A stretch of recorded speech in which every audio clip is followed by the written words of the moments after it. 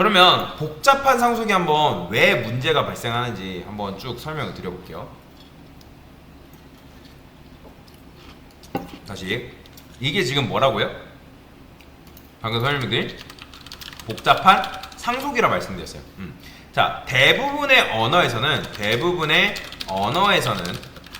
다중 상속이 금지되어 있다라고 보시면 돼요.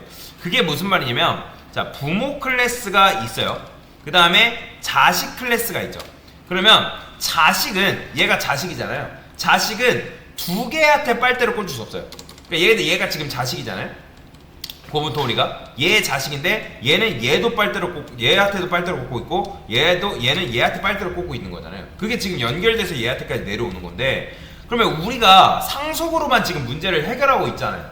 근데 나중에 뭐가 추가되냐면, 뭐 예를 들어서 로봇오리가 이렇게 추가됐다 해봅시다. 그러면 로봇오리한테는 기능이 두 가지가 있다 해볼게요. 자, 그 전에 이렇게 정리를 해볼게요. 오리한테는 기능이 두 가지가 있어요. 일단 날다가 있는데 날개로 날아갑니다 라는 기능이 있고요. 그 다음에 수영하다가 있다 해볼게요. 그 다음에 물갈퀴로 수영합니다 라는 기능이 누구한테 있다? 오리한테 있다 해볼게요. 그러면 자, 흰오리 그 다음에 청동오리는 날 수 있어야 돼요. 그러면 누구한테 상속받으면 된다? 그죠? 오리한테 상속을 받아가지고 이렇게 쓰면 되겠죠. 오리 익스텐즈 오리 해가지고 이제 받아서 날면 돼요. 근데 자, 고무오리 계열은 날 수가 없대요. 고무오리 그 다음에 고무투 오리가 있는데 얘네들은 날 수 없어요. 그래서 고무오리한테 자체적으로 뭘 만든 거예요? 날다라는 기능을 만들어준 거예요. 이해되시나요? 날다. 날개로 날 수 없다. 그죠? 날개로 날 수 없대요. 날개로 날 수 없다.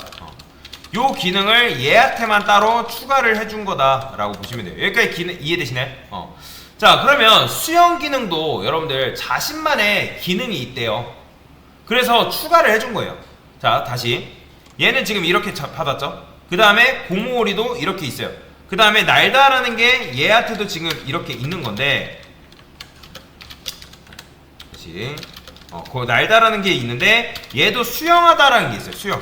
수영은 뭐라냐면 저는 물에 둥둥 뜬대요. 저는 물에 둥둥 뜹니다 라는 기능이 있어요. 그러면 자, 고무투 오리 같은 경우는 자, 얘는 누구가 가져가면 되는 거예요? 고무오리한테 물려받으면 되겠죠. 이해되시나요? 고무오리 거.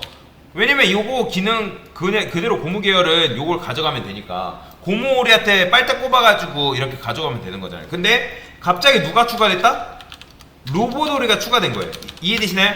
근데 날다가 누가 날개로 날아가야 돼요. 얘는 날개로 날아갑니다. 근데 수영은 뭐라고 하는 거예요? 저는 물에 둥둥 뜹니다 라고 이렇게 쓴 거예요. 여기까지 이해되시나요? 자, 그런데 보시면 뭐가 생겼어요? 뭐가 발생했죠?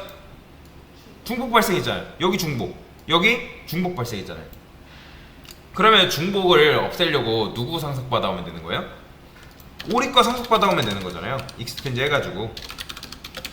여기가 이해되시나요? 그러면 요 날다라는 걸 만들 필요가 있어요, 없어요? 없겠죠? 그쵸? 왜냐면 날다 상속받았으니까 날다 기능을 만들 필요 없잖아요. 그 다음에 오리를 상속받으면 수영도 자동적으로 물갈퀴로 수영을 하잖아요. 그쵸? 그런데 얘는 지금 자기 거 수영을 해야 된다잖아요. 그쵸? 이해되시나요? 그러면 이거를 메서드 오버라이드 해가지고 만들어줘야 되죠. 근데 메서드 오버라이드 하면 또 뭐가 문제예요? 맞아요. 중복 발생해요. 지금 여기 중복 있잖아요. 중복 발생하잖아요. 이해되시죠? 그러면 이거를 여러분들이 중복 발생하기 때문에 또 어떻게 하는 거예요? 고무오리 거 받아오면 되는 거잖아요. 근데 고무오리 거 또 받아오면 어떻게 해야 돼요? 날다라는 기능을 어떻게 해줘야 돼요? 또 재정해줘야 돼요. 그러면 재정의하면 또 뭐가 발생해요? 중복 발생하잖아요. 이해되시나요? 그렇다고 해서 여기다가 내가 오리랑 고무오리를 이렇게 받는다? 이게 안 된다는 거예요. 이게 문법적으로 지원을 안 합니다. 그러면 고무오리를 우리가 상속받았을 때 그러면 일단은 수영을 만들 필요는 없겠죠. 그렇죠? 수영은 왜냐면 고무오리 거 쓰면 되니까. 근데 여기다가 대신에 날다라는 걸 만들어야 되는데 그럼 또 뭐가 발생한다? 중복 발생합니다. 즉 정리하면 무슨 말이냐면 상속으로 인해서 문제를 해결하려면 중복이 발생한다. 그 다음에 중복의 굴레에서 상속으로만 문제를 해결하려면 중복의 굴레에서 벗어날 수 없다라는 거예요.